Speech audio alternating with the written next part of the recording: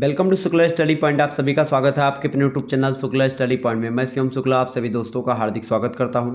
आज के वीडियो के माध्यम से हम लोग चर्चा करेंगे राजनीति विज्ञान से बनने वाले बहुत ही महत्वपूर्ण प्रश्न जो कि बीए थर्ड सेमेस्टर के छात्र छात्राओं के लिए बहुत ही इंपॉर्टेंट होने वाले हैं। आपको बता दूं कि राजनीति विज्ञान में जब आप बीए थर्ड सेमेस्टर में पहुंचते हैं तो आपको भारत में राजनीतिक प्रक्रिया के बारे में पढ़ना होता है और भारत की राजनीतिक प्रक्रिया से बनने वाले जो महत्वपूर्ण क्वेश्चंस हैं वो आज की वीडियो के माध्यम से चर्चा करने का प्रयास करूंगा। यूनिट 1 के बहुत ही महत्वपूर्ण ऑब्जेक्टिव टाइप के लगभग 70 से 80%, लगभग 80% हम समझने का प्रयास करेंगे, तीव्र गति से जानने का प्रयास करेंगे, आपको समझाने का भी प्रयास करूंगा। और आपको बता दूं कि इसका जो बोर्ड पर वीडियोज़ है वो ऑलरेडी मैंने बना दिया था, तो वो 2-3 महीने पहले का वीडियो है, वो बोर्ड पर मैंने पढ़ाया हुआ है। चैप्टर नंबर 1, 2, 3 ये सब देख लीजिएगा। तो यूनिट 1 मैंने उसमें कवर करवा दी थी बोर्ड पर मैंने लिखित वालों के लिए, तो आप उन वीडियोज़ को देख लीजिएगा तो आपका सारा डाउट क्लियर हो जाएगा। उत्तर औपनिवेशिक भारत में लोकतंत्रीकरण की प्रक्रिया, ये आपके यूनिट 1 का नाम है। तो इसी से बनने वाले बहुत ही महत्वपूर्ण ऑब्जेक्टिव टाइप के प्रश्नों पर आज के वीडियो के माध्यम से मैं चर्चा करने वाला हूँ, जो कि आपकी परीक्षा की दृष्टि से बहुत ही महत्वपूर्ण होने वाला है। ठीक है, तो एक बार सभी लोग वीडियो को शेयर करेंगे, जितने भी लोग देख रहे हैं। देखिए, आपको बता दूं उत्तर भारत में लोकतांत्रिकरण की जो प्रक्रिया है, अच्छा लोकतंत्र होता क्या, सबसे पहले यही बात हम जान लेते हैं। लोकतंत्र क्या है? लोकतंत्र की अगर बात की जाए तो डेमोक्रेसी जो शब्द है इसका हिंदी रूपांतरण है लोकतंत्र। डेमोक्रेसी जो शब्द है ये अंग्रेजी भाषा का शब्द है। अच्छा, ये अंग्रेजी का जो डेमोक्रेसी है ये शब्द यूनानी भाषा के 2 शब्दों से मिलकर के बना है, यानी ग्रीक शब्द है ये। ठीक है, ये ग्रीक शब्द किससे बना हुआ है भाई? ये बना हुआ डीमोस और क्रेटिया से। डीमोस का क्या मतलब होता है? डीमोस का मतलब क्या होता है भाई? फटाफट से आप बताने का प्रयास करेंगे।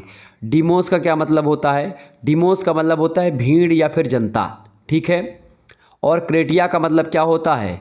क्रेटिया का मतलब होता है एक प्रकार का शासन करना। क्रेटिया का मतलब क्या होता है? शासन करना, यानी जनता का शासन। ठीक है, भीड़ का शासन या जनता का शासन, तात्पर्य क्या है? जनता के द्वारा किया गया शासन ही लोकतंत्र कहलाता है। समझ में आई चीज़ें? अब्राहम लिंकन ने क्या कहा था? जनता के लिए, जनता के द्वारा किया गया शासन ही लोकतंत्र होता है। सीले ने कहा कि लोकतंत्र एक पेशी सरकार है, जिसमें मतलब एक ऐसी सरकार है जिसमें हर एक व्यक्ति का हिस्सा होता है। डायसी कहते हैं कि लोकतंत्र वह शासन प्रणाली है जिसमें शासक वर्ग राष्ट्र का एक प्रमुख हिस्सा होता है। यूनान के प्रसिद्ध लेखक हैं हेरोडोटस, इतिहास के बढ़िया जानकार व्यक्ति हैं। उन्होंने कहा कि जिसमें सबसे उच्च शक्ति सभी लोगों के पास होती है वो शासन होता है लोकतंत्र।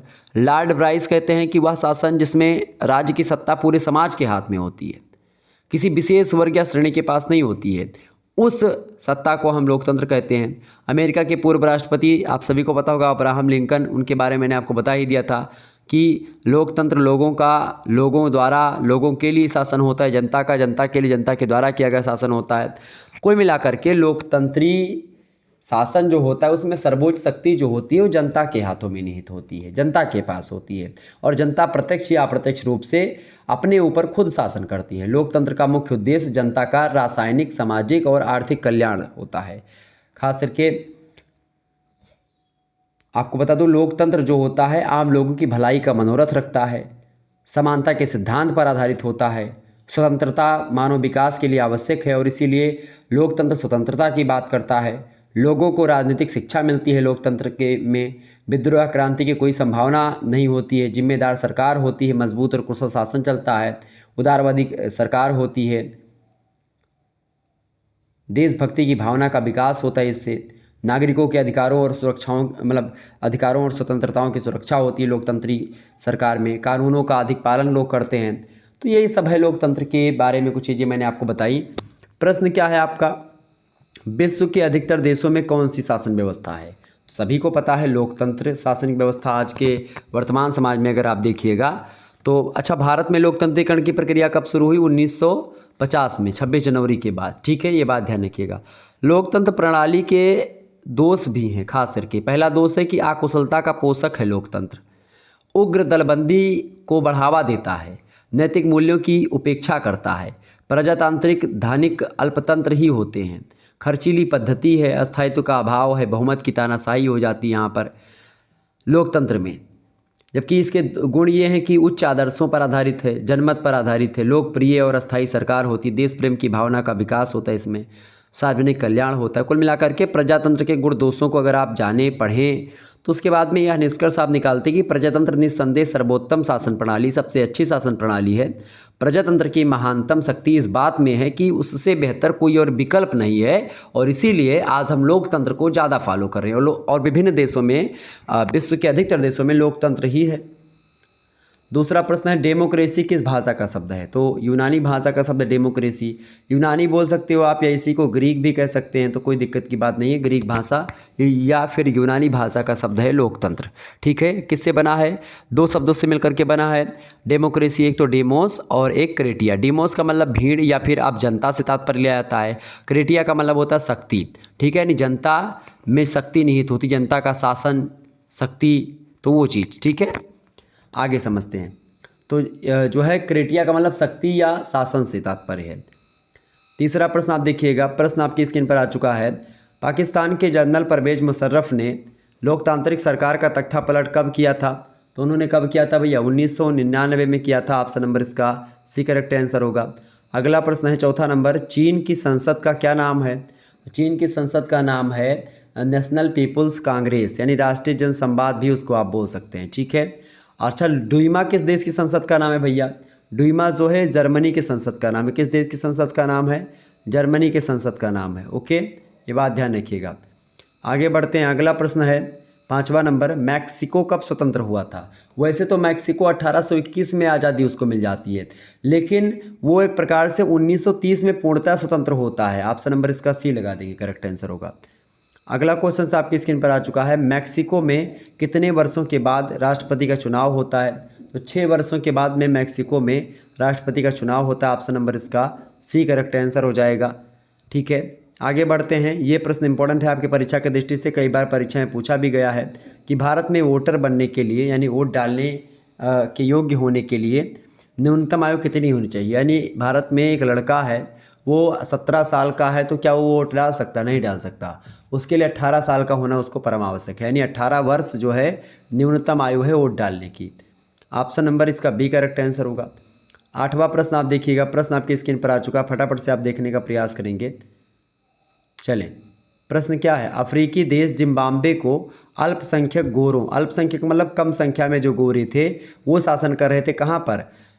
जिम्बाब्वे में। अफ्रीका का देश है जिम्बाब्वे, वहाँ पर बहुत कम संख्या में गोरे थे और वो काले लोगों पर शासन कर रहे थे। और गोरे लोगों से, उन्हीं अल्पसंख्यकों से, उन काले अफ्रीकियों को, यानी कि जिम्बाब्वे के लोगों को, अच्छा, काले और गोरे का भेद जो है ये कोई मैटर नहीं करता है। काला और गोरा होना सुंदरता की एक प्रकार से वो मापदंड नहीं है, लेकिन लोग जो गोरा है उसको अच्छा बताते हैं, जो लोग काला है उसको बेकार बताते हैं। लेकिन ऐसा नहीं, बिल्कुल भी नहीं। आजकल आप देख रहे हैं जो है वर्तमान समय में काले और गोरे की कोई भिन्नता नहीं। अमेरिका में आप देखिए, अमेरिका में भी गोरे और काले दोनों टाइप के लोग होते हैं। तो इस प्रकार से अल्पसंख्यक गोरों के शासन से स्वतंत्रता कब मिली अफ्रीकी देश जिम्बाब्वे को? तो कब मिली भाई? फटाफट से आप बताने का प्रयास करेंगे। बिल्कुल 1980 1980 में मिली। ऑप्शन नंबर इसका सी करेक्ट आंसर होगा। 9वां नंबर प्रश्न है, इनमें से कौन सी शासन प्रणाली ज़्यादा जवाबदेही वाला स्वरूप है? ज़्यादा जवाबदेही देनी पड़ती है लोकतंत्र में ही। Option number A correct answer होगा। अगला प्रश्न है 10वां नंबर, लोकतंत्र की परिभाषा जनता के लिए जनता की द्वारा शासन ही लोकतंत्र होता है, किसके द्वारा कहा गया? तो ये अब्राहम लिंकन के द्वारा कहा गया है, अमेरिका के राष्ट्रपति थे ये। ऑप्शन नंबर इसका ए करेक्ट आंसर होगा। अगला प्रश्न 11वां नंबर, इनमें से किस देश में वर्ष 2015 तक महिलाओं को वोट देने का अधिकार प्राप्त नहीं था? देखिए, सऊदी अरब में महिलाओं को 2015 तक वोट देने का अधिकार प्राप्त नहीं था। महिलाएं वोट नहीं डाल सकती थी सऊदी अरब में। ठीक है, और अब जो है वोट डालने का अधिकार उनको मिल गया है 2015 के बाद। अगला प्रश्न है, भारत में लोकतंत्र के मंदिर का क्या नाम है? तो भारत में लोकतंत्र के मंदिर को हम लोग क्या बोलते हैं? संसद के नाम से जानते हैं। ऑप्शन नंबर इसका ए करेक्ट आंसर होगा। अगला प्रश्न 13वां नंबर, इनमें से किस वर्ष चीन में भयंकर अकाल पड़ा था? तो 1958 में से लेकर के 1961 तक बड़ा भयंकर अकाल चाइना में पड़ा था, और कहा जाता है कि इस अकाल में बहुत सारे लोगों की मृत्यु भी हो गई थी। लगभग 15 करोड़ लोगों की मौत हो गई थी इस अकाल में, जब चाइना में भयंकर अकाल पड़ा था 1958 से 1961 के बीच में। ऑप्शन नंबर सी लगा देंगे इसका। 14 नंबर क्वेश्चन है, भारत में चुनाव का संचालन इनमें से कौन करता है? बताएं, राष्ट्रपति, प्रधानमंत्री, चुनाव आयोग या विधि मंत्री? तो भाई राष्ट्रपति का चुनाव हो या कोई भी चुनाव हो तो उसका जो संचालन करता है चुनाव आयोग ही करता है। ऑप्शन नंबर इसका सी करेक्ट आंसर होगा। अगला क्वेश्चन है, भारत में राष्ट्रपति का चुनाव कितने वर्षों के बाद होता है? 5 वर्षों के बाद भारत में राष्ट्रपति का चुनाव होता है। नेक्स्ट क्वेश्चन है, ईवीएम का फुल फॉर्म क्या है? ईवीएम का फुल फॉर्म है electronic voting machine. Electronic voting machine ये ईवीएम का फुल फॉर्म है। इंपॉर्टेंट प्रश्न है, बी करेक्ट आंसर हो जाएगा।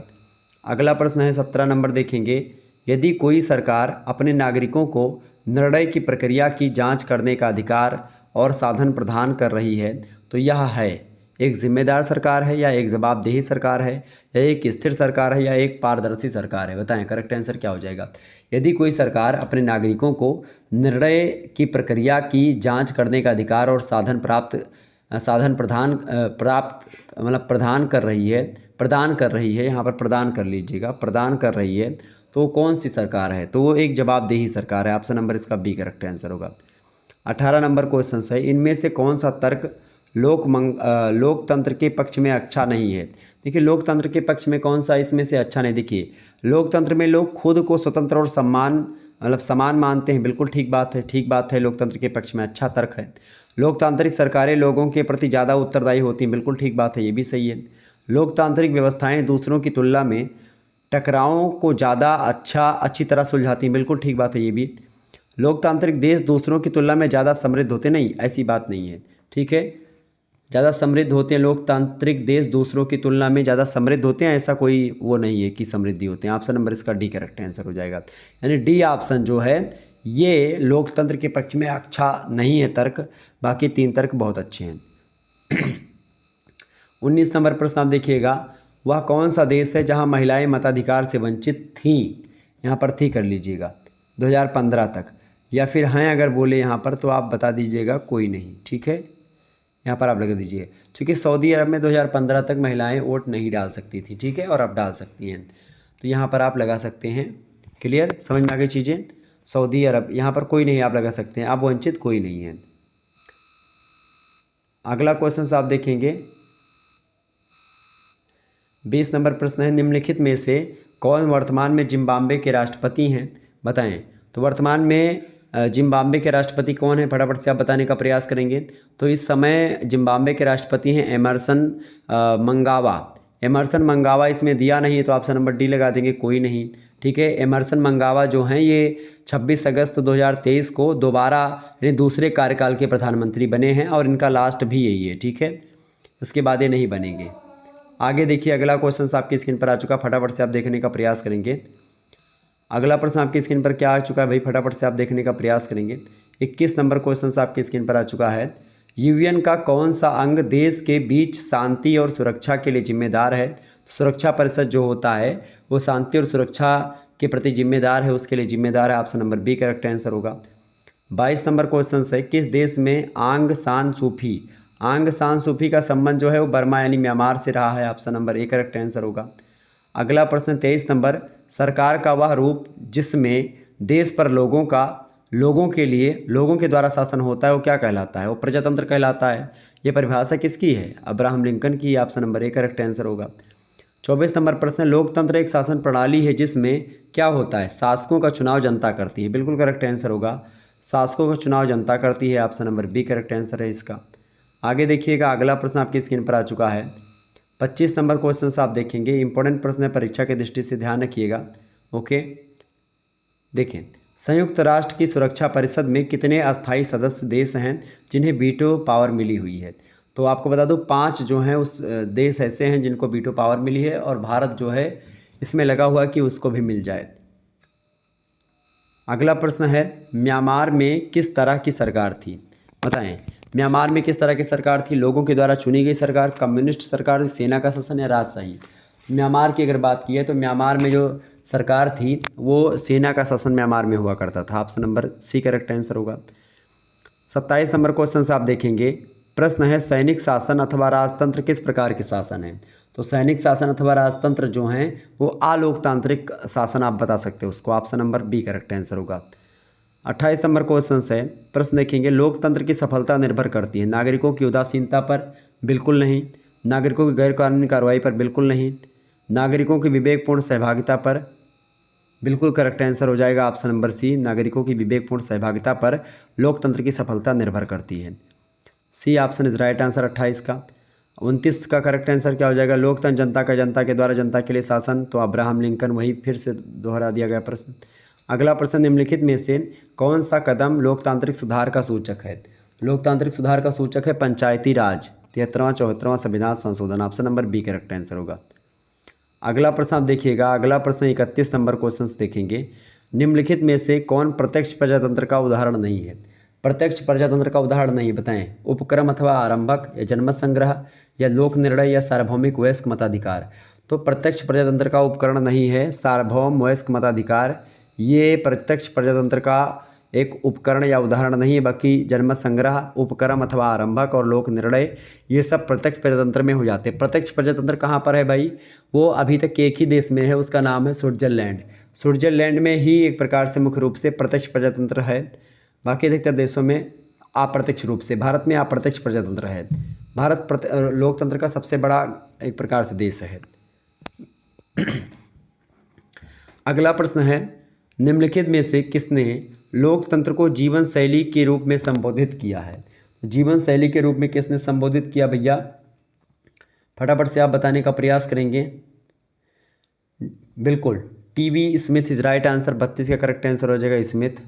नेक्स्ट क्वेश्चन आप देखेंगे, अगला प्रश्न है 33 नंबर क्वेश्चन आप देखेंगे, निम्नलिखित में से किसने प्रत्यक्ष लोकतंत्र की अवधारणा दी है। तो प्रत्यक्ष लोकतंत्र की अवधारणा डॉक्टर भीमराव अम्बेडकर उसकी बात करते हैं भारत में। अच्छा, जेपी नारायण भी बात करते हैं, लेकिन भीमराव अम्बेडकर ज़्यादा बेटर हैं इसके लिए। अगला क्वेश्चन आप देखेंगे, डेमोक्रेटिक थियरी नामक पुस्तक के लेखक कौन है। डेमोक्रेटिक थियरी पुस्तक लिखी है किसने, सार्टोरी ने, option number B correct answer होगा इसका। अच्छा, इस पुस्तक को लिखा किसने है, सार्टोरी महोदय ने। इंपॉर्टेंट क्वेश्चन है, एग्जाम में लगातार पूछा जाता है। अगला प्रश्न है, किसकी मान्यता है कि प्रजातंत्र में बहुमत की निरंकुशता होती है। इंपॉर्टेंट क्वेश्चन है, तो प्रजातंत्र में बहुमत की निरंकुशता होती है, ऐसा कहा है टॉमस पेन ने, option number C correct answer होगा। अगला प्रश्न आप देखिएगा, आपकी स्क्रीन पर आ चुका है, आधुनिक प्रजातंत्र जाना जाता है, बताएं। प्रत्यक्ष प्रजातंत्र के नाम से, जनमत जन प्रजातंत्र के नाम से, या फिर अगला जो है आपका ऑप्शन, अगला ऑप्शन है प्रतिनिधि प्रजातंत्र के नाम से, या समाजवादी प्रजातंत्र के नाम से। तो आधुनिक प्रजातंत्र जो है वो प्रतिनिधि प्रजातंत्र के रूप में जाना जाता है। प्रतिनिधि प्रजातंत्र रूप, ऑप्शन नंबर इसका बी करेक्ट आंसर हो जाए, सी करेक्ट आंसर हो जाएगा। 36 का सी ऑप्शन। 37 नंबर प्रश्न आप देखिएगा, प्रश्न है, प्रत्यक्ष प्रजातंत्र सामान्यतः संबंधित है भारत से, नेपाल से, अमेरिका से, स्विट्जरलैंड से। बताएं, प्रत्यक्ष प्रजातंत्र सामान्यतः संबंधित है, किससे संबंधित है भैया। तो प्रत्यक्ष प्रजातंत्र स्विट्जरलैंड, बिल्कुल करेक्ट आंसर होगा आपका, D option is right answer. Next question से आप देखेंगे, प्रत्यक्ष प्रजातंत्र में अंतिम सत्ता समाहित होती है किसके हाथ में, जनता के हाथ में, बिल्कुल करेक्ट आंसर होगा बी ऑप्शन। अगला क्वेश्चन से आप देखेंगे, प्रजातंत्र का बहुलवादी सिद्धांत किससे रिलेटेड है। तो प्रजातंत्र का बहुलवादी सिद्धांत जो दिया है वो सार्टोरी ने दिया, सार्टोरी से ही संबंधित है, option number B correct answer होगा। प्रजातंत्र शासन है मतदाताओं का, जनता का, संसद के सदस्यों का, या फिर इनमें से कोई नहीं। तो प्रजातंत्र जो होता है जनता का शासन है, ऑप्शन नंबर इसका बी करेक्ट आंसर होगा। 41 नंबर क्वेश्चन से आप देखेंगे, किसने प्रजातंत्र को जनता का, जनता के द्वारा जनता के लिए शासन कहा है। तो अब्राहम लिंकन ने ही कहा है। अगला क्वेश्चन से आप देखेंगे, 42 नंबर क्वेश्चन से आपकी स्क्रीन पर आ चुका है, दल विहीन लोकतंत्र की अवधारणा किसने प्रस्तुत करी। दल विहीन लोकतंत्र की बात जेपी नारायण जी करते हैं, ऑप्शन नंबर इसका बी करेक्ट आंसर हो जाएगा। अगला क्वेश्चन से आप देखेंगे, अनिच्छुक प्रजातंत्रवादी किसे कहा जाता है। अनिच्छुक प्रजातंत्रवादी कहा जाता है जे.एस. मिल को, ठीक है, ऑप्शन नंबर इसका सी करेक्ट आंसर होगा। अगला प्रश्न है 44 नंबर, लोकतंत्र में बहुमत की तानाशाही की अवधारणा किसने अग्रसरित की है। किसने अग्रसरित करी भैया बहुमत की तानाशाही की अवधारणा, डी टॉकबले ने करी है, option number D correct answer होगा इसका। अगला प्रश्न है 45 नंबर, या किसने कहा कि लोकतंत्र वह शासन है जिसमें प्रत्येक के पास एक अवसर होता है और उसे वह विदित होता है कि यह उसके पास है। ऐसा किसने कहा, ऐसा लॉवेल ने कहा, option number A correct answer होगा। अगला प्रश्न आप देखिएगा 46 नंबर, निम्नलिखित में से कौन लोकतंत्र का समर्थक है, लॉर्ड ब्राइस, हीगल, कौटिल्य या सन हेनरी मैन। लोकतंत्र का जो प्रबल समर्थक है वो है Lord Bryce. Option number A correct answer हो जाएगा। तो ये सब प्रश्न आपकी परीक्षा में पूछे जा सकते हैं, ध्यान रखिएगा। अगला प्रश्न आपकी स्क्रीन पर आ चुका है, फटाफट से देखने का प्रयास करेंगे, वीडियो को शेयर और लाइक जरूर कर दीजिएगा। प्रश्न है सामाजिक प्रजातंत्र आधारित है, बताएं सामाजिक प्रजातंत्र आधारित है किस पर भाई? समानता के प्रति प्रतिबद्धता पर, बिल्कुल ठीक बात है। कल्याणकारी राज्य के समर्थन पर भी आधारित है और सामाजिक न्याय के आदर्श पर भी आधारित है सामाजिक प्रजातंत्र। ऑप्शन नंबर डी लगा देंगे, उपरोक्त तो सभी पर आधारित है। नेक्स्ट क्वेश्चन आप देखेंगे, अगला प्रश्न आपकी स्क्रीन पर आ चुका है। अगला प्रश्न 48 नंबर देखिएगा। प्रश्न है निम्नलिखित में से कौन सा मेल नहीं हो सकता है? प्रजातंत्र और समाजवाद का हो सकता है, प्रजातंत्र और साम्यवाद का भी मेल हो सकता है, प्रजातंत्र और फांसीवाद का मेल हो सकता है क्या? नहीं हो सकता है। प्रजातंत्र और फांसीवाद का मेल नहीं हो सकता, तो ऑप्शन नंबर सी लगा देंगे। प्रजातंत्र और अराजकतावाद का भी मेल हो सकता है। साम्यवाद और प्रजातंत्र का, समाजवाद और प्रजातंत्र का मेल हो सकता है, लेकिन फांसीवाद और जो है प्रजातंत्र का मेल नहीं हो सकता। Option number C correct answer होगा इसका। अगला क्वेश्चन है 49 नंबर, निम्नलिखित में से किस एक ने प्रजातंत्र की अभिजनवादी व्याख्या प्रस्तुत करी है? तो अभिजनवादी व्याख्या प्रस्तुत करी है शुम्पीटर ने प्रजातंत्र की, ठीक है, Schumpeter. Option number C correct answer होगा। अगला प्रश्न है 50 नंबर, निम्नलिखित में से किसे लोकतंत्र का सिद्धांतकार नहीं माना जा सकता है? तो प्रजातंत्र का सिद्धांतकार हम किसको मानते हैं भाई? सबसे पहले तो ये ध्यान देखिए,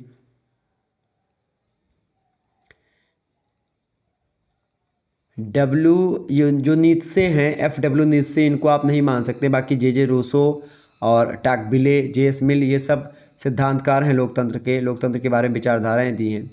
प्रत्यक्ष प्रजातंत्र का मुख्य अधिवक्ता कौन है, बताएं? तो इसके मुख्य अधिवक्ता हैं Rousseau, J Rousseau, Jean Jacques Rousseau. Option number B correct answer होगा। अगला क्वेश्चन आप देखेंगे, 52 नंबर प्रश्न है, प्रजातंत्र में अल्पसंख्यकों के प्रतिनिधित्व पर किसने बल दिया? हॉब्स, लॉक, रूसो या फिर JS मिल? तो प्रजातंत्र के अल्पसंख्यकों के प्रतिनिधित्व पर बल दिया है JS मिल ने। ऑप्शन नंबर इसका डी करेक्ट आंसर हो जाएगा। D option is right answer 52 number प्रश्न का। 53 नंबर क्वेश्चन आपकी स्क्रीन पर आ चुका है। प्रश्न है लोकतंत्र के अभिजन सिद्धांत के समर्थक हैं। लोकतंत्र के अभिजन सिद्धांत के समर्थक कौन कौन है? देखिए, मिचेल्स हैं, मोस्का भी हैं, पेरेटो भी हैं, इसके अलावा सी राइट मिल्स, मैनहाइम, लैसबेल, शुम्पीटर, ये सब जो है लोकतंत्र के अभिजन सिद्धांत के ही समर्थक हैं। ऑप्शन नंबर डी लगा देंगे, उपरोक्त तो सभी। 54 नंबर प्रश्न है, निम्नलिखित में से किसका प्रजातंत्र से मेल नहीं हो सकता है? उदारवाद का हो सकता है, व्यक्तिवाद का भी हो सकता है, समाजवाद का भी हो सकता है प्रजातंत्र से मेल, लेकिन फांसीवाद का कभी नहीं हो सकता है। Option number D correct answer हो जाएगा इसका करेक्ट आंसर। इंपॉर्टेंट प्रश्न है, ये प्रश्न एग्जाम में आता है, तो ध्यान रखेंगे।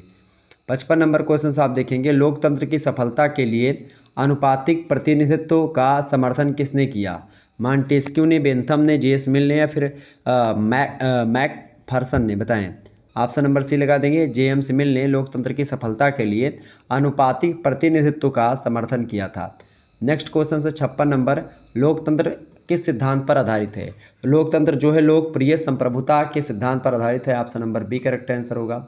57 नंबर क्वेश्चन है, प्रजातांत्रिक समाजवाद के प्रबल समर्थक कौन थे? जवाहरलाल नेहरू जी जो थे वो प्रजातांत्रिक समाजवाद के प्रबल समर्थक व्यक्ति हैं। Option number A correct answer हो जाएगा। नेक्स्ट क्वेश्चन आप देखेंगे, 58 नंबर क्वेश्चन आपकी स्क्रीन पर आ चुका है, फटाफट से आप देखने का प्रयास करेंगे। प्रश्न है, भारत की प्रमुख राजनीतिक समस्या क्या है? जातिवाद, भाषावाद या संप्रदायवाद? तो भारत की प्रमुख जो समस्याएं हैं वो जातिवाद की भी समस्या है, भाषावाद की भी है और संप्रदायवाद की भी है। बड़ी ज़बरदस्त समस्याएं हैं तीनों। ऑप्शन नंबर डी लगा दीजिए, जो कि राष्ट्रीय एकता को, राष्ट्रीयकरण में बाधक उत्पन्न होती हैं। ऑप्शन नंबर डी उपरोक्त तो सभी समस्याएं भारत की प्रमुख समस्याएं हैं। 59 नंबर प्रश्न आपकी स्क्रीन पर आ चुका है, किस प्रकार की शासन व्यवस्था में फैसले लेने में विलम्ब होता है? तो तानाशाही में क्या होता है? फैसले लेने में विलम्ब होता है, या लोकतंत्र में, या राजतंत्र में, या फिर इसमें से कोई नहीं? तो देखिए भाई, लोकतंत्र में एक प्रकार से शासन व्यवस्था में फैसले लेने में विलम्ब होता है, या तानाशाही में जब इच्छा होती है तब फैसले लेते, कोई जल्दीबाजी नहीं होती। तो ऑप्शन नंबर इसका सी करेक्ट आंसर होगा। 60 नंबर क्वेश्चन से, दुनिया के देशों में लोकतांत्रिक व्यवस्था आज की नहीं है? 3/4 देशों में, मतलब आज किस में नहीं है बताएं? 1/4 देशों में नहीं है, बाकी सभी में है। ऑप्शन नंबर इसका सी करेक्ट आंसर होगा। अगला प्रश्न है, लोकसभा में निर्वाचन हेतु कुल सीटों की संख्या कितनी है? 543 है वर्तमान में, ठीक है। अगला क्वेश्चन से आपकी स्क्रीन पर आ चुका है, लोकतंत्र की सफलता निर्भर करती है, लोकतंत्र की सफलता निर्भर करती है नागरिकों की विवेकपूर्ण सहभागिता पर। ऑप्शन नंबर इसका सी करेक्ट आंसर हो जाएगा। अगला प्रश्न है 63 नंबर, सूचना के अधिकार से लोग होते हैं क्रांतिकारी, उग्रवादी, जागरूक या शांतिवादी। तो जागरूक होते सूचना के अधिकार से लोग। ऑप्शन नंबर इसका डी करेक्ट आंसर हो जाएगा 63 का। 64 नंबर क्वेश्चन है, जनरल पिनांसे की सरकार का संबंध किस देश से है। जनरल पिनांसे की सरकार जो है वो चिली की सरकार। Option number A correct answer हो जाएगा, चिली देश। अगला प्रश्न आपकी स्क्रीन पर आ चुका है 65 नंबर क्वेश्चन आपकी स्क्रीन पर आ चुका है, मोरालेज कहाँ के प्रधानमंत्री बने। तो मोरालेज जो हैं ये बोलीविया के प्रधानमंत्री बने। Option number B correct answer होगा। 66 नंबर क्वेश्चन आप देखेंगे, लोकतंत्र के मार्ग में सबसे बड़ी बाधा क्या है। बिल्कुल अशिक्षा बिल्कुल सबसे बड़ी बाधा है। ऑप्शन नंबर इसका ए करेक्ट आंसर हो जाएगा। अगला प्रश्न आप देखिएगा 67 नंबर है, लोकतंत्र के सामने सबसे बड़ी चुनौती क्या है। लोकतंत्र के सामने सबसे बड़ी जो चुनौती है वो है लोकतंत्र को सशक्त बनाने की चुनौती। Option number A correct answer होगा। अगला प्रश्न आप देखिएगा 68 नंबर क्वेश्चन आपकी स्क्रीन पर आ चुका है, कौन सा कदम लोकतांत्रिक सुधार का सूचक है, बताएं।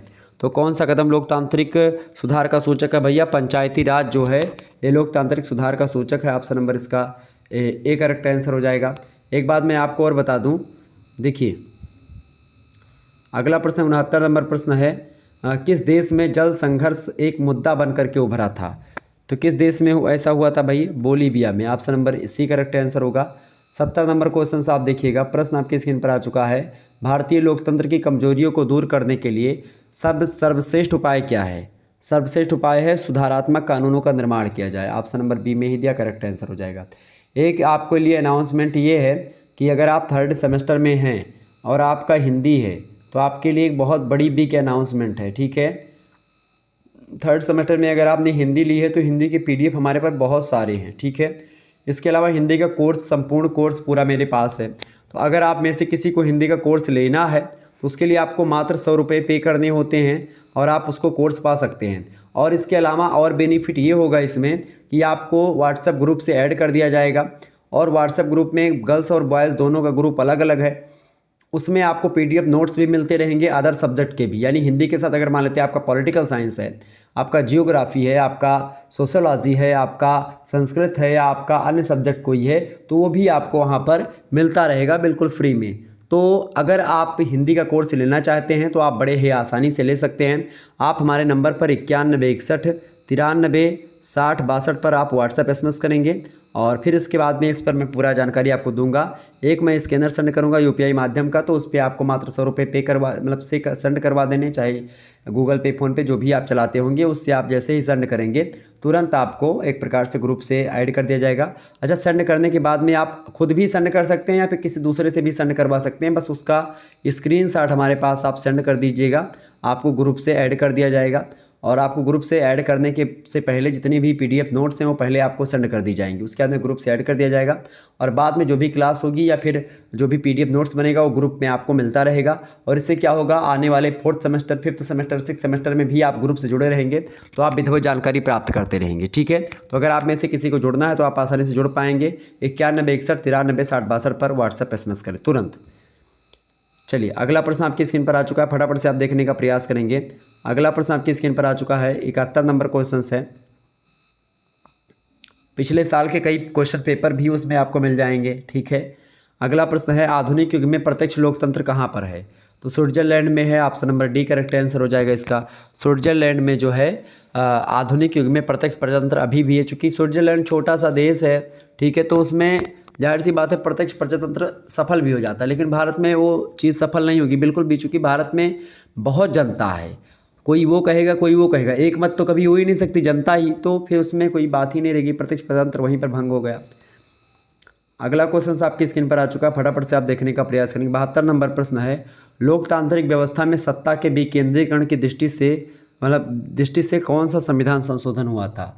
तो 73वां और 74वां संविधान संशोधन हुआ था सत्ता की विकेंद्रीकरण को लेकर के। Option number B correct answer हो जाएगा। अगला प्रश्न आप देखिएगा, 73 नंबर क्वेश्चन है, नए विश्व सर्वेक्षण के आधार पर भारतवर्ष में मतदाताओं की संख्या कितनी है। तो नए विश्व सर्वेक्षण के आधार पर अगर देखें आप तो 2009 में 71 करोड़ थी, लेकिन वर्तमान में अगर देखें तो 90 करोड़ के आसपास हो गई है। ठीक है, तो ऑप्शन नंबर ए आप लगा सकते हैं। अगला क्वेश्चन से 74 नंबर प्रश्न है, क्षेत्रवाद की भावना एक कुपरिणाम है।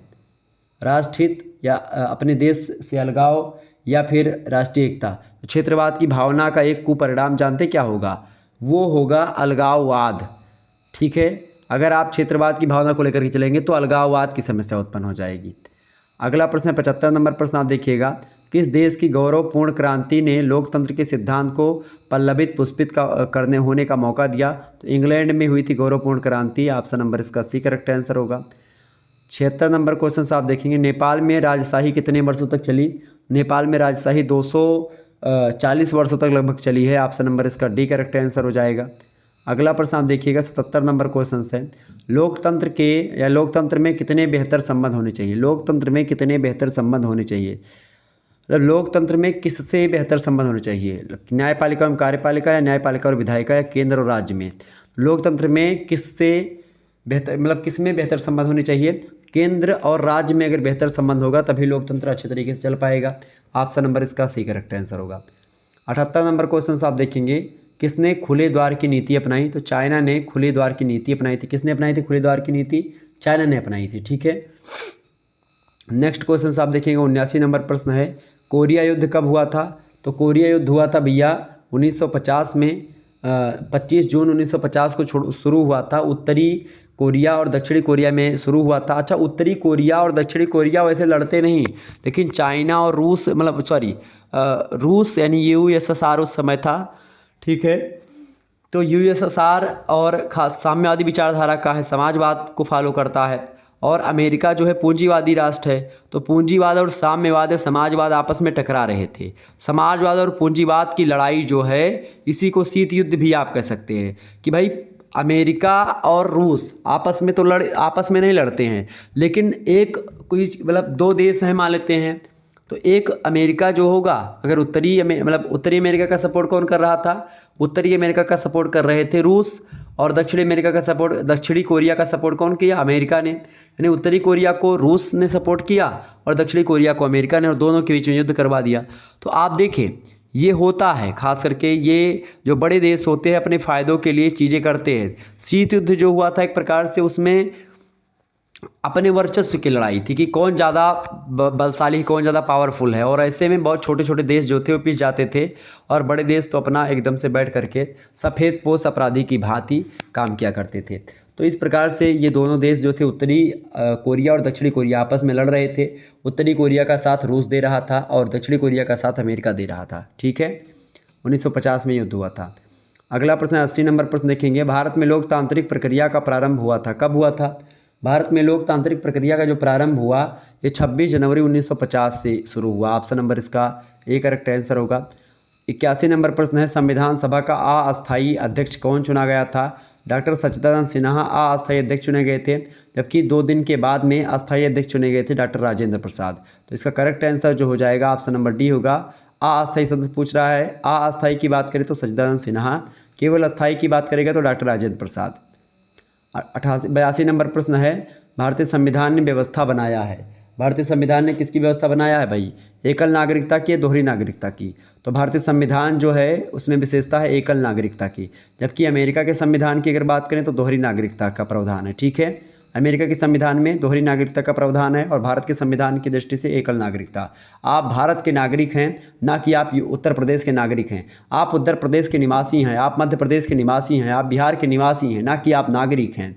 जबकि अमेरिका में क्या होता है, आप कैलिफोर्निया के आप नागरिक हैं, और इसी प्रकार से अमेरिका में जो राज्य हैं उसकी अलग नागरिकता होती है और देश की अलग नागरिकता होती है। ये बात ध्यान रखेंगे। ओके, तो इस प्रकार से आप लोगों ने समझा। इसी प्रकार से प्राचीन इतिहास का यूनिट 1 की वीडियोस आप अगर नहीं देखा तो आप प्राचीन इतिहास यानी एंसेंट हिस्ट्री वाला है जो छात्र हैं वो देख सकते हैं। 3rd सेमेस्टर की यूनिट 1 की वीडियो आ चुकी है, तो आप लोग देख लीजिएगा, बहुत महत्वपूर्ण है। चलिए फिर मिलते हैं हम नेक्स्ट वीडियो में, तब तक के लिए जय हिंद जय भारत। आप सभी का बहुत बहुत धन्यवाद हमारे से जुड़ने के लिए। इसी प्रकार से अपना प्यार हमेशा बनाए रखिएगा। Good night, all of you. बहुत बहुत धन्यवाद हमारे से जुड़ने के लिए।